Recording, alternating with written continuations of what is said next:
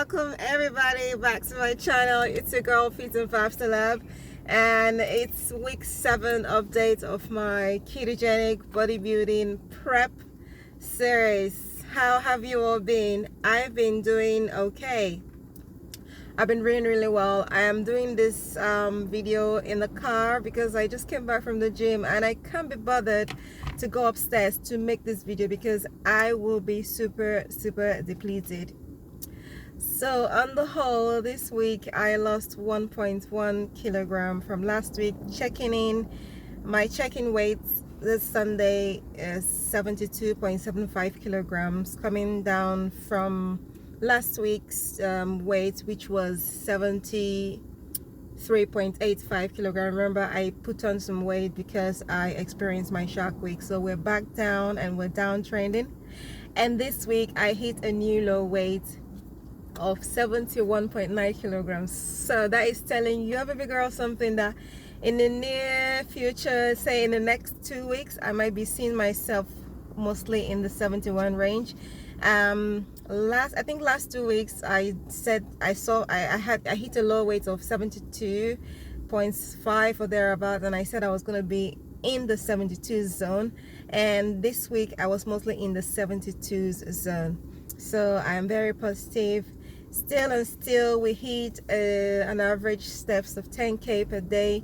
There were times in the week where I couldn't get up to 5,000 even. I think it was a Friday. I had a trip to London. I drove for 7 hours, so I can't find any space in between to make up those steps. So I didn't drive straight 7 hours. It was like 3 hours, 2 and 4 hours coming back. So yeah, on the summary that you have less cravings, you have more. Oh, sorry.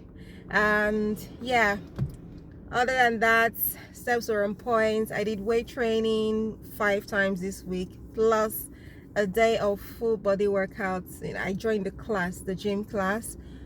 So I used lightweight because I killed myself already for 5 days consistently, so I can't be bothered to go super heavy in a class. So I did lightweight full body. So let's say I lifted 6 times this week. I did my zone 3 to 5 cardio for 4 times this week, and then I did low intensity steady state cardio. I could only also do low intensity steady state cardio only 3 times this week because I had very busy day that for most of the time I have to be at work, have a long day and all that. But one thing I made sure to do, as evidenced by my steps, is I try to get in my steps. When I'm on break, I go for walks. I take my water with me and just go for walks, or I quickly eat my food and go for a quick 10 minutes or 15 minutes walk, depending on what I can afford, and just be very intentional about the day. Fluid intake, still hitting that 3.5 liters mark for the most part. I think I'm comfortable with the 3.5 liters. I don't want to push things too hard when it's not necessary. When it's needed that I have more water intake, and that we're gonna up it. So for this week I had for most times, 6 times of the week, I was strict with a ketogenic diet, and for once I did 1 day of the week I did low carbohydrates. And there is something which I introduced this week. So this week was my follicular phase. So in the follicular phase of the female cycle, we see for a normal female, they become more insulin sensitive and they're able to utilize glucose properly. Hence I formulated a protocol that is going to help me to maintain my performance during the follicular phase, as well as be able to utilize more carbohydrates. Hence I formulated my FITNFAB P-FORM TKD, basically FITNFAB performance formulated targeted ketogenic diet. So I calculated the amount of carbs I'm going to have utilizing my lean body mass. I ascertained my lean body mass because by doing a DEXA scan. That's how I knew how much lean body mass I have. So the last DEXA scan I did, I had a lean body mass of I think 53 kilograms. So I took it as 52, you know. Then I did 0.2 to 0.3 grams of carbohydrates per pound of my lean body mass. So I don't know, 0.2 by 53 or 52 by 2.205.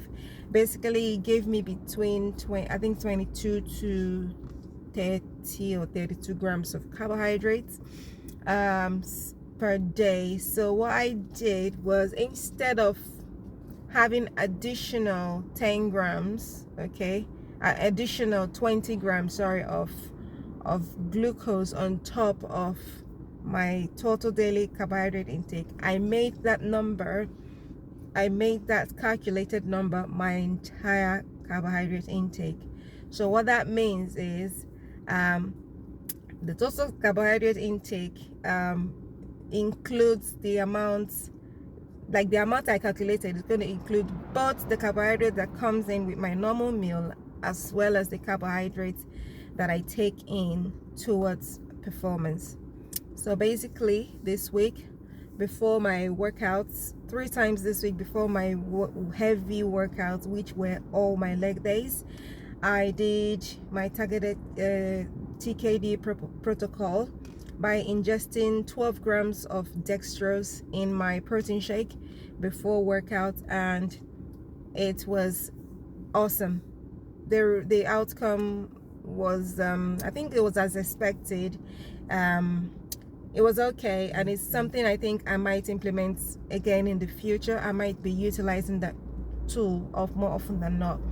If you want to see the detail of how my blood sugar and my blood ketones were affected by implementing, you know, the dextrose, then you would want to see the specific video that I have made next, which has, you know, I tracked everything that I did, you know, my sugar, my ketone before the exercise I did, and then what the levels are after my workouts.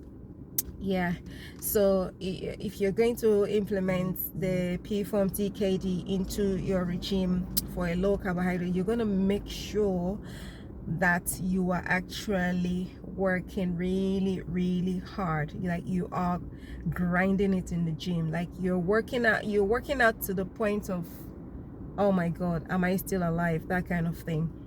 Yeah, so that's what I did uniquely this week, and we still saw results. 1.1 kilograms is not a walk in the park, and you know, consistently seeing changes. I'm learning about my body. It's amazing.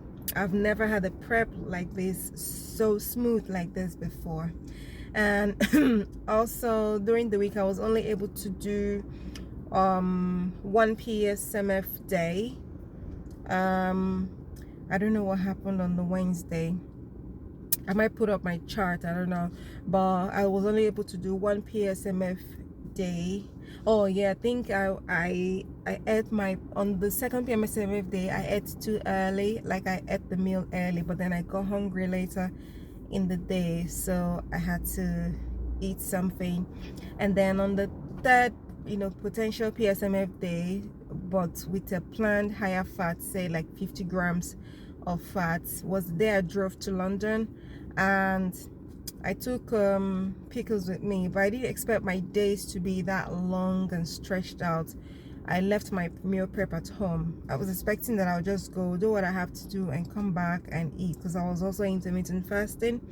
So although my energy was stable all through the journey, in fact, actually it was actually outstanding drive, because normally when I drive long distances I doze off on the road, but on this particular day I did not doze off. I had my exogenous ketone from Keto Pro, DBHP exogenous ketone from Keto Pro. You're gonna find the video in my channel. I have reviewed that and my mental alertness was out of the world. I didn't even like doze off for once. Even when driving back, I didn't doze off at all. But when I was in London, the person I went with was, concerned that I hadn't eaten anything. So we went into, what's it called? I've forgotten the name of this place. Yeah, I went and looked for something that is like keto friendly, and I found some tuna and egg and salad. The macros were not too bad, but that brought up my carb amount, and that made the carbohydrates for the day to go into the low carb range, but it was still in the low end of the low carb range, so it was like 62 grams of carbohydrates, so I was fine with that.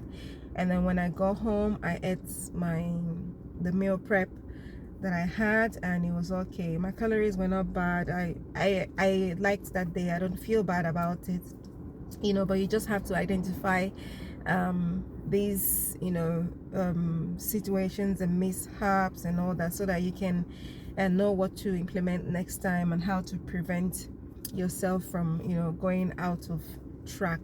But looking at it overall, I did not really go out of track. I was still on track with everything. Yeah, so I think that's it. Basically, I really like the outcome for this week. So according to my calendar, I am back in another luteal phase. Remember, my last luteal phase had me eating a high amount of calories, and I was still losing weight like crazy.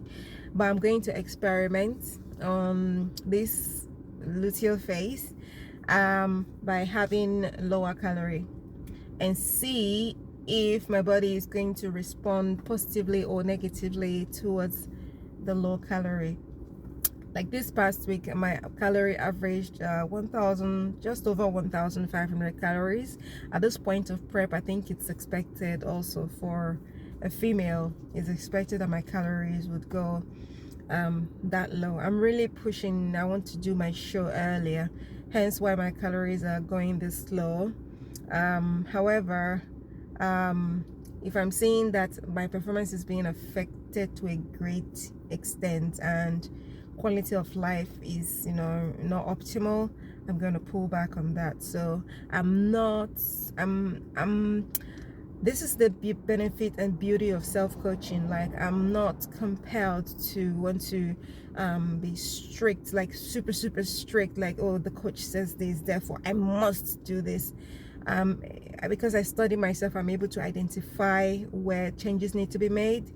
I am able to make those changes accordingly. So this week I'll be experimenting with the lesser calorie in the luteal phase to see if I'm going to get either twice the results compared to last time or half the results compared to last time. I'll see how it goes.